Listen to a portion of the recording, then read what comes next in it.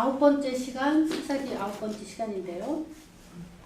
12장 8절에서부터 14장 끝까지 20절까지 하겠습니다.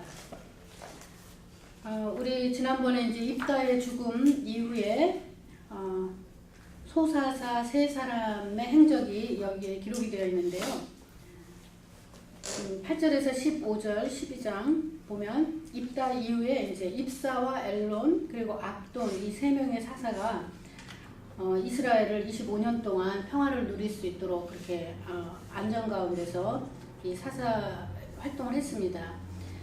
그리고 특히 이제 자손의 번성을 볼 수가 있고요. 빈번한 그 타국인, 여기서 타국인은 이방인이 아니고요. 타 지파 사람들을 말합니다. 타국인 간의 혼인 사례가 이제 강조되어 있습니다. 그래서 이 세 사사 시대에 전쟁 없이 아주 안정된 그런 삶을 살았음을 우리가 알 수가 있는데요. 여기에서 우리가 한 가지 볼 것은 재미있는 그 문학 형태 중에 하나인데요. 문학적인 장치죠. 그러니까 처음에는 삼손 한 명, 그렇죠? 그 다음에는 이제 두 명의 사사가 나오죠. 그리고 여기에 보니까 입다 다음에는 세 명의 사사가 나와요. 이거는 뭐냐면 충격적인 장면이 계속 이어지다가 우리 영화 같은 데 보면 잠시 쉬는 시간이 있어요. 그렇죠?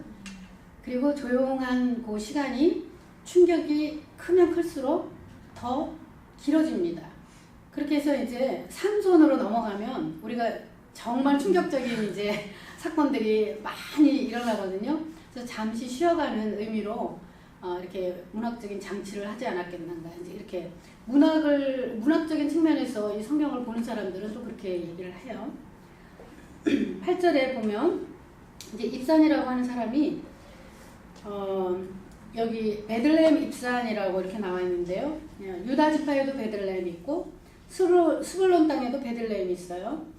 그래서 이제 역사가 요세푸스 같은 사람 입산이 유다 베들레헴 출신이다 이렇게 주장을 합니다. 그리고 우리가 자료들을 보면은요, 이 입산은 유다 사람으로 그렇게 기록이 되어 있는데요. 근데 이제 다른 주장은 뭐냐면 옴니엘을 제외한 대부분의 사사들이 이제 북왕국 이스라엘에 속한 지역에서 활동을 했죠. 그리고 유다 지파에 속한 베들레헴을 명칭할 때는요, 그냥 베들레헴이라고 하지 않고 유다의 베들레헴 아니면 베들레헴 에브라다 이렇게 부릅니다. 그렇기 때문에 여기에 그냥 베들레헴 입산이라고 한 것으로 봐서 스불론 땅에 있는 그런 베들레헴으로 하기도 하죠. 예, 입산은 이제 입다는 딸 하나였는데 입산은 아들, 딸 각각 30명씩 두었다 이렇게 나옵니다. 그리고 특이한 것은 이제 타 지파에 시집을 보내고 또 며느리를 데려오고 이렇게 했습니다. 이것은 정치적인 동맹을 맺은 것이죠. 예. 태조 왕건 같은 사람은 자기가 왕이 좀 합법적이지 않은 방법으로 왕에 오르니까 반발이 있을까봐 지방 호족들의 자녀들을, 딸들을 다 궁중으로 들여왔어요.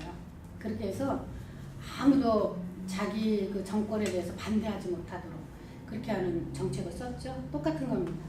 그래서 정치적인 동맹을 통해서 자신의 신분적인 입지를 강화하는 데 사용을 했죠. 여기서 다시 한번 말하지만 타국은 이방인이 아니고 타 지파를 가리키는 겁니다. 그 다음에 그 뒤를 이어서 이제 스불론 사람 엘론이 사사가 되어서 10년 동안 이스라엘을 다스리는데요. 뭐 아무런 내용이 없습니다. 이 사람에 대해서. 그렇지만 스불론 사람 엘론, 이 사람의 이름이 엘론의 이름 뜻이 백향목이라는 뜻이에요. 예, 아주 귀한 목재죠. 그래서 스불론의 둘째 아들 에서의 장인인 햇사람 엘론도 있는데요. 이름이 같습니다. 그런데 엘론이 다스리기 시작한 요때에 블레셋 사람들에게 속박을 당하기 시작했다라고 보고 있습니다. 그때쯤에 이제 삼손이 태어나지 않았겠는가 그렇게 봅니다. 삼손은 나시린으로 태어났고 또 자라서 나중에 이제 여호와의 신이 임해서 사서로 활동을 하게 된 것이죠.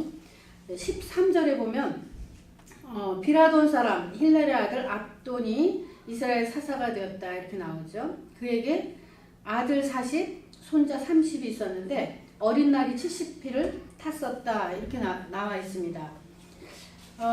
이 압돈 비라돈이라고 하는 이 지역은요 에브라임 지파에 속하는 건데요. 예, 지역이 아니라 비라돈은 한 가문의 이름이죠. 예, 에브라임 지파에 속하는데요. 여호수아 시대 이래로 별로 이 에브라임이 주목을 못 받았습니다. 오히려 에브라임은 항상 싸움 이후에 그 헤게모니를 그 싸움에 휘말렸던, 그래서 입다 때는 오히려 내전까지 벌이게 되는 그런 상황이 되었었죠. 근데 이 압돈이 사사가 됨으로써 에브라임 사람들이 다시 명성을 얻게 되는 그런 것이라고 이제 생각을 해볼 수가 있고요. 그리고 그도 자손이 번창했고, 그리고 여기 보면 어린 나귀 70피를 탔다 그랬는데 어린 나귀를 탈 수 있는 것은요 관직에 오른 사람들을 말하는 거고요. 그래서 관직에서 일하는 자 또는 이제 뛰어난 인물, 부귀영화를 누렸다 그런 말입니다.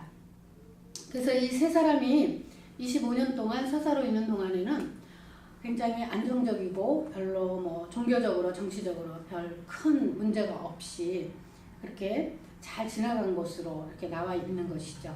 예. 자, 제가 아까 좀 말씀드렸습니다. 사사들을 배치하는 데 있어서 1명, 2명, 3명 소사사가 들어가는 것. 그리고 또 하나는 제가 첫 시간에 사사들이 어느 지파 사람인지를 쭉 이렇게 볼 수 있는 그런 도표를 드렸습니다. 거기에 보면은 그야말로 이제 여러 지파 사람들을 아주 고르게 분배해서 이렇게 이 주제로 삼은 것을 우리가 알 수가 있고요. 온니엘은 유다 지파죠. 에웃은 베냐민 지파입니다. 그리고 삼갈은 제가 말했습니다. 어떤 지파가 없습니다. 드보라 에브라임. 그리고 기도는 므낫세 사람이죠. 돌라 이사갈 사람. 그리고 야일 므낫세 지파의 길르앗 사람입니다. 그 입다는 갓 지파고요. 길르앗 같은 길르앗 사람이고, 또 입사는 유다의 베들레헴. 베들레헴은 지명일 수도 있고 가문 이름일 수도 있고 그렇습니다. 그리고 엘론 스불론 사람이죠. 압도는 에브라임 지파. 그 다음에 이제 나오는 사람이 삼손인데 삼손은 단 지파예요. 네, 그래서 이제 우리가 13장으로 이제 넘어가겠습니다. 13장부터 블레셋의 압제와 삼손의 출생에 대한 기록이 나옵니다. 예, 여기 이제 우리가 특별히 13장에서 주의해서 좀 볼 것은요, 뭐냐면 이스라엘 백성들이 다시 이제 여호와 앞에서 악을 행했는데 그게 우상 숭배겠죠. 예. 그래서 이제 하나님이 40년 동안 블레셋 사람들에게 이 이스라엘을 파셨어요. 그래서 우상 숭배에 빠져 있는 그 이스라엘 백성들이 블레셋의 압제 아래 있었는데요. 그러면서 거의 아마 그들의 문화와 그들의 상황과 이런 것에 동화되어서 살지 않았겠는가. 그 이유는 뭐냐면 우리가 계속해서 사사기를 통해서 본 것처럼 사사기는 전형적인 4가지 사이클이 있죠. 죄를 짓습니다. 하나님 앞에 우상 숭배하는 악을 행해요. 그 다음에는 고통받게 됐죠. 다른 이방인의 손에 하나님 파십니다. 그 다음에 부르짖습니다. 하나님께. 그런 다음에 하나님이 구원해줄 사사를 세우시는 이런 패턴으로 계속 반복되는데요. 여기에서 보면은 이 사이클 중에 하나가 빠집니다. 그게 뭐냐 하면은 부르짖는 그 장면이 전혀 나오지 않는 것을 볼 수가 있어요. 그 뭐냐 하면 사람들이 아주 오랜 세월 동안 하나님 잊고 살며 우상숭배에 빠져있으면 하나님을 잊으면 세상에 점점 동화가 되어가요. 그리고 세상 방식으로 사는 것이 오히려 더 불편함이 없고 훨씬 좋다고 생각하게 되는 것이죠. 그래서 이방인의 압제에도 불구하고 순응하게 되는 그런 삶을 살 수도 있습니다. 우리 일제치하 36년 동안에 절대로 독립이 되지 않을 것이다 라고 생각을 해서 그 일본 편에 서서 거기에 순응하며 살았던 그런 사람들을 생각해 보면은 잘 알 수 있을 것 같아요. 자, 이것은요, 이런 상황들은 말라기 이후에, 우리 성경의 맨 마지막에 말라기 나오죠, 구약에. 말라기 이후에 이스라엘과 아주 상황이 흡사해요. 그 말라기 이후에 예수님이 오시기까지의 그 역사를 한 400년 정도 예언도 없고 하나님의 말씀도 없었던 그 암흑기, 영적인 암흑기, 신구약 중간기거든요. 이것이 바로 제가 볼 때는 제2의 사사시대 같지 않았겠는가 그렇게 생각을 합니다. 그래서 로마의 식민지 아래서 말할 수 없는 고통을 당하고 있었지만 스스로 회개할 힘조차 없는 그런 이스라엘 민족, 그때 오히려 구원의 계획을 세우고 역사를 시작하신 분은 하나님이시죠. 인간 편에서 부르짖은 것보다는 하나님이 먼저 그분의 구원의 역사를 시작하신 것, 이것이 이제 우리 오늘 13장에 보는 다른 특징이고요. 그래서 그들은 악재와 고통의 상황에 익숙해져 갔기 때문에 하나님이 자기 백성으로 인해서 오히려 아파하시고 근심하시고 고통하시는 그런 모습을 볼 수가 있습니다. 그래서 하나님은 이 상황을 어떻게 하면 해결할까, 좀 더 특수한 사람을 사사로 세우시기로 마음을 먹으셨겠죠. 예, 그런 시대가 필요로 하는 인물, 특수한 사람이라는 것을 하나님이 아셨을 거예요.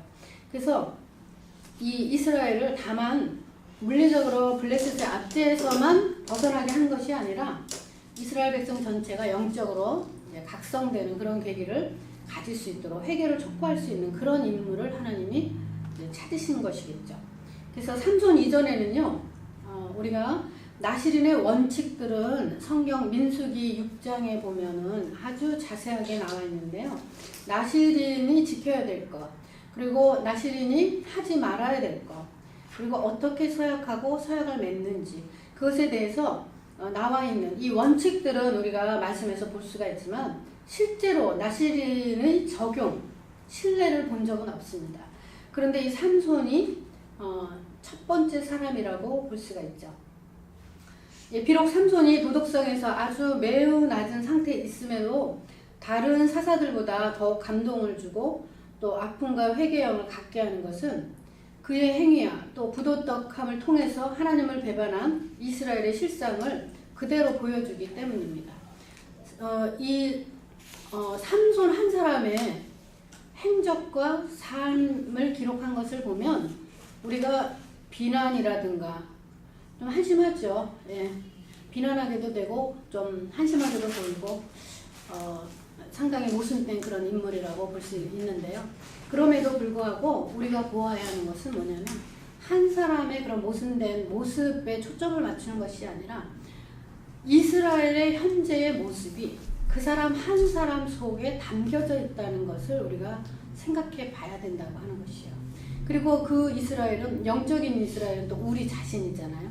그래서 우리 자신을 다시 한번 반추해 볼 수 있는 그런 한 인물이다, 그렇게 보면 좋을 것 같습니다. 삼손의 비참한 죽음은 하나님에게서 멀어진 이스라엘을 영적으로 깨어나게 했습니다. 그리고 그의 비참한 죽음은 그 민족을 구원하기 위한 대속적이고 포괄적인 죽음이라고 볼 수가 있습니다. 그래서 이스라엘 백성은 분명한 위대한 한 사사, 한 시대의 사사, 이 삼손, 우리가 위대하다 그러니까 절대로 그렇지 않다 그렇게 보는 분들도 많습니다. 그렇지만 우리가 이 삼손에 대해서 다 하고 나면 그럼에도 불구하고 하나님은 참 크게 글을 쓰셨다, 이제 그런 생각을 하게 될 것이에요. 이 삼손의 죽음에서 강대국의 압제에서 구출되는 것, 그 이상 무언가를 느꼈을 것입니다. 이거는 제가 이제 쭉 생각나는 대로 이 말씀을 묵상하면서 쓴 것인데요. 왜 삼손은 힘있고 그렇게 능력있고 성별된 사사였는데 그토록 수치를 당하며 비참하게 죽어야 했을까? 이것이 이제 제가 여러분에게 던지고 싶은 질문이고요. 저도 이것을 굉장히 오랫동안 한 주 내내 깊이 묵상해봤습니다. 삼손의 불행한 삶을 통해서 이 이스라엘 백성들은 자신들이 지금 자신들이 하나님을 배반한 그 민족 전체의 죄악된 마음으로 인해서 이 민족이 블레셋에게 그처럼 극도로 수치와 아픔을 겪고 있었다는 것, 이것을 인식해야 해요. 인식했는지 안 했는지 모르지만 인식해야만 했습니다. 왜냐하면 힘있고 능력있고 성별된 사사는 다시 말하면 이스라엘을 말하는 거거든요. 이스라엘은 하나님의 선민입니다. 특별히 특별히 하나님께서 이방 가운데 세계 열국 가운데 하나님이 어떤 분인지 그리고 여호와 신앙을 전할 수 있도록 세움 받은 선택된 백성들이죠. 예, 마치 삼손처럼 이렇게 성별된 사람들입니다. 그런데 이스라엘이 오히려 고난과 고통 가운데서 그들의 역사를 보면 수치를 당하고 비참하게 짓밟히는 그런 역사를 지내왔던 것을 우리가 볼 수가 있죠. 그래서 이런 것들을 통해서 우리가 하나님의 눈으로 이 사사들의 행적을 볼 필요가 있다고 하는 것이에요. 자, 사사 삼손의 승리에서 우리는 이전에 다른 사사들에게 보지 못하는 여러 가지 느낍니다. 근데 한 가지 중요한 건 뭐냐면 하나님께 그의 일생 전체가 드려졌다는 것이에요. 다른 사사들은 한시적으로 잠깐 하나님이 쓰셨습니다. 그렇지만 이 삼손은 하나님이 태중에 있을 때부터 그를 선택하여서 블레셋을 이스라엘이 블레셋에서부터 구원받도록 하는 그런 구원자로 세우실 계획을 세우셨고 그에게 그의 어머니와 그리고 그 부모 그리고 그에게 많은 그 약속들을 통해서 하나님이 이 삼손이 그 일을 잘 수행하기를 하나님 바라셨겠죠. 그래서 그의 인생이 드려졌다고 하는 면이 특징입니다. 그리고 몇 가지 특징이 더 있어요. 뭐냐면 우리 다른 사사들을 보면은 수태고지가 없습니다. 수태고지를 받은 사람 태어날 것이다. 미리 그 여호와의 사람이나 천사나 이런 성령이나 이런 분들 통해서 들은 경우는요. 사무엘의 어머니 한나가 그랬고요. 한나는 아이를 낳지 못해서 성전에서 기도해서 하나님이 이제 그 약속을 받은 거죠. 한마디로. 그리고 이 삼손도 태어날 것을 약속받았습니다. 알려줬어요. 여호와의 사자가. 그리고 또 세례 요한이 그랬죠. 세례 요한. 몇몇 사람이 있습니다. 그런데 다른 사사들을 보면 그런 사람 하나도 없었어요. 하나님께로부터 사사로 세움을 받은 것이 아니고 이 삼손은 태어나기 전부터 나시린으로 하나님께 선택되었고 구별된 사람입니다. 그리고 다른 사사들보다 훨씬 우리가 말씀을 보면요. 훨씬 더 많이 여호와의 영이 그의 삶의 여러 과정에서 강하게 임했던 것을 우리가 말씀 통해서 볼 수가 있어요. 그리고 제가 또 한 가지 생각난 것은 뭐냐면 다른 사사들은 하나님의 영이 임하면 이제 뭘 합니까? 군대를 소집하거나 이제 자기와 함께 그 구원의 역사를 이룰 그런 군사들을 모집하는데 여기서는 그렇지 않고요. 삼손은 혼자 다 개인 플레이예요. 단독 플레이. 그거를 통해서 하나님이 그의 그 모순된 삶과 성품과 그의 잘못된 행실을 통해서도 하나님이 그분의 구원의 역사를 그럼에도 불구하고 그를 통해서 이루어 가시는 것을 우리가 볼 수가 있습니다. 예. 자, 삼손은 어떤 사람인가? 단지파 출신이죠. 아까 말한 것처럼. 예, 단이라는 이름은요. 사사 또는 심판 이런 의미를 갖고 있습니다. 제가 성경을 여러분한테 전부 자료로 참고 자료를 옆에 적어드리는 이유 찾아서 한번 댁에 가셔서 보라는 의미예요. 창세기 49장 17절에 보면은 다는 이스라엘의 한 지파같이 그 백성을 심판하리로라 이런 말씀이 나옵니다. 이것은요 야곱의 예언인데요. 예, 이 야곱의 예언대로 이 단 지파가 하나님의 백성들을 심판하는 그런 자리에 있게 된 것이죠. 그가 사사로서 일을 수행한 장소인 이 소라라고 하는 곳은요 단 지파에 속해 있는 땅인데요. 나중에 이제 유다 지파에 속합니다. 이것이. 그리고 단 지파는 특징이 뭐냐면 다른 지파들은 지역마다 뭐 길앗 가문, 무슨 가문이 있어요. 그런데 단 지파는 수암 가문밖에 없어요. 그래서 지파 전체가 그냥 한 가족이다 그렇게 보면 됩니다.